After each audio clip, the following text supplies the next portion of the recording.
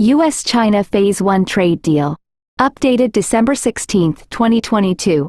On January 15, 2020, then-President Donald J. Trump signed a trade agreement with Vice Premier Liu He of the People's Republic of China, PRC or China, that sought to resolve some long-standing U.S. government and business concerns about China's unfair trade, investment, and technology practices.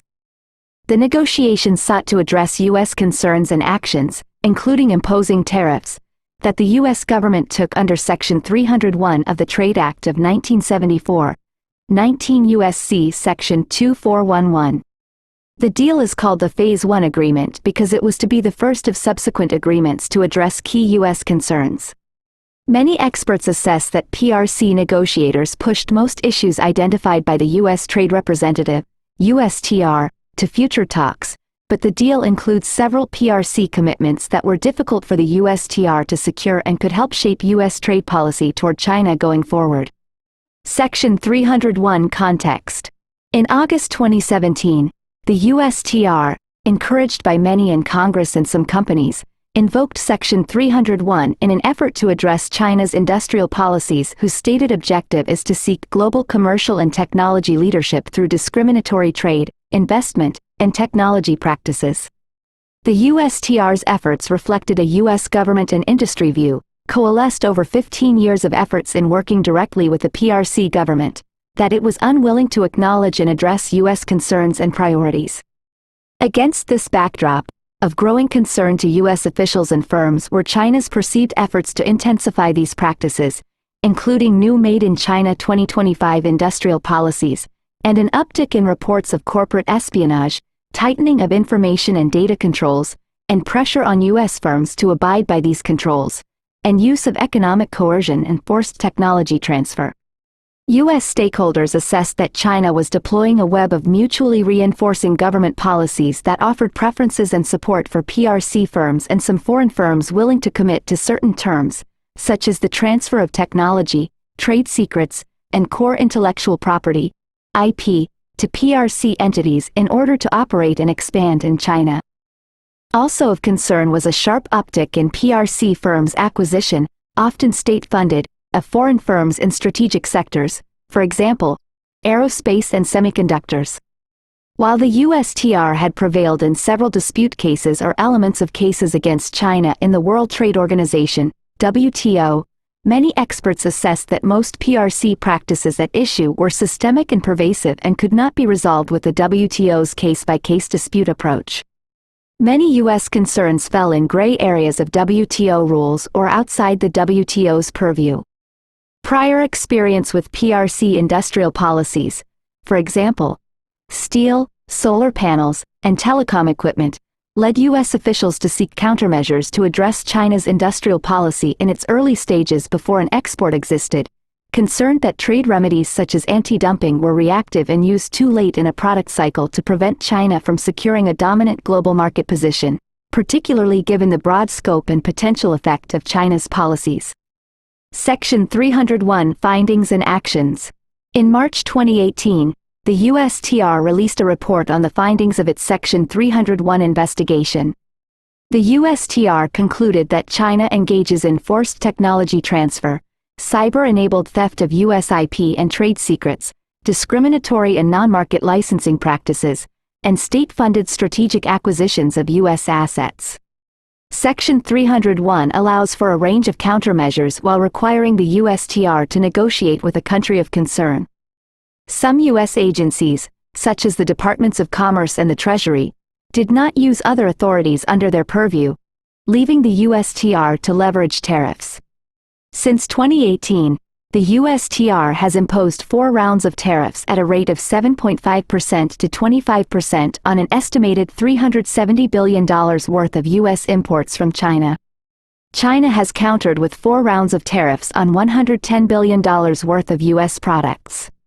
Both sides have granted some exceptions, but most tariffs remain in effect. Some trade may avert U.S. tariffs through de minimis trade, a practice that involves packaging products into low-value shipments to avoid duties and one that some in Congress have sought to curtail. Phase 1 Agreement. Select Provisions. The deal left the resolution of many concerns about IP, technology transfer, industrial policies, and state subsidies to future talks, but contains PRC commitments in these areas. IP defines confidential business information as part of trade secrets subject to protection. Misappropriation to include electronic intrusions and unauthorized disclosure, including by government officials and third parties. Burden of proof shifts to the accused party if a rights holder shows that the accused party had access or an opportunity to obtain a trade secret. The information used by the accused party is materially the same as that of the rights holder, evidence that a trade secret has been or risks being disclosed, or other misappropriation evidence. Requires pharmaceutical patent extensions if there are unreasonable delays in granting patents. Technology transfer prohibits forced technology transfer, an activity the PRC government had denied. Requires that firms operate freely without pressure to transfer technology.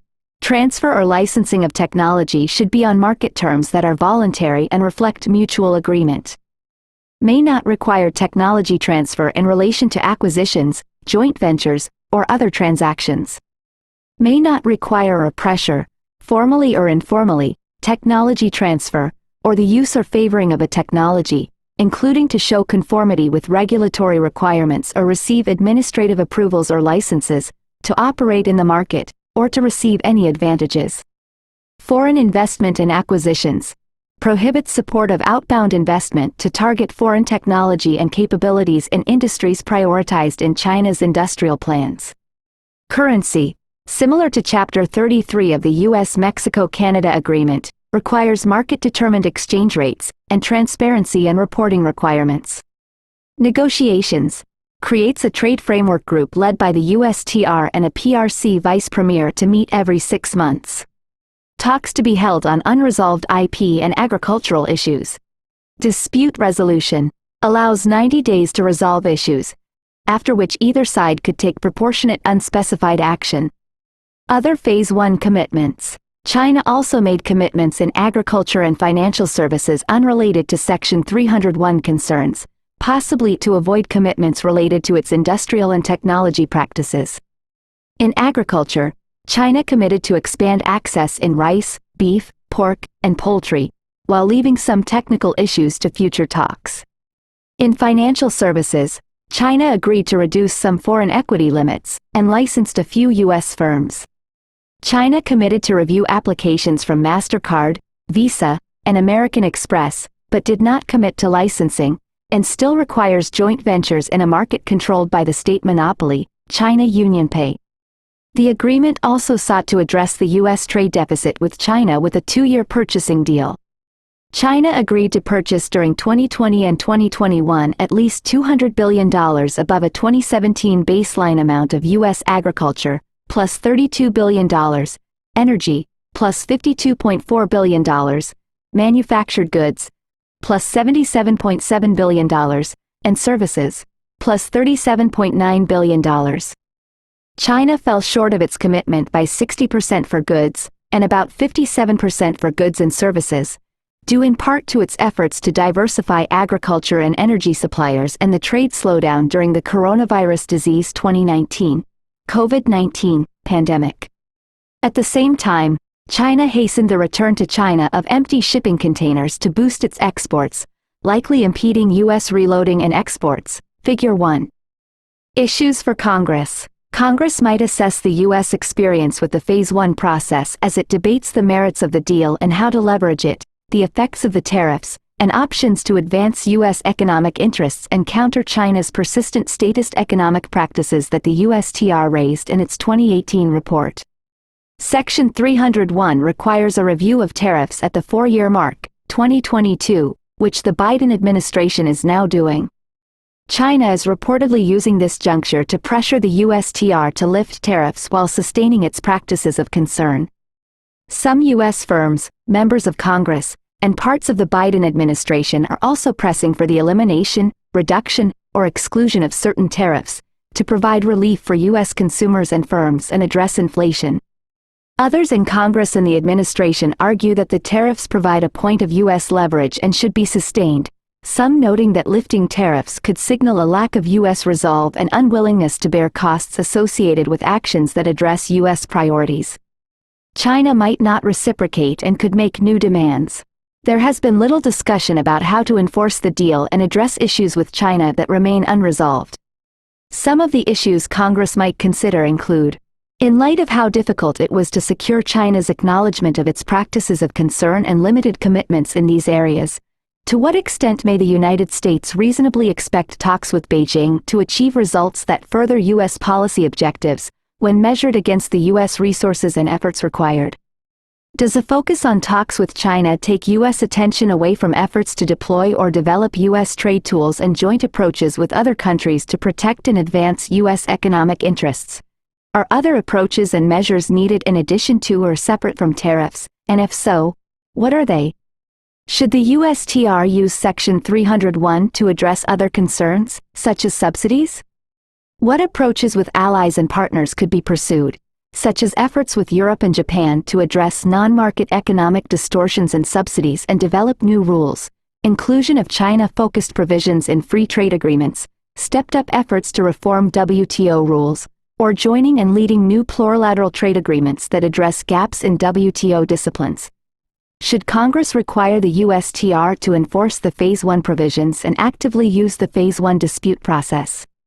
Should the USTR challenge China's industrial policies that appear to violate commitments not to require technology transfer, and its efforts to set global technology licensing and pricing terms, such as through its courts?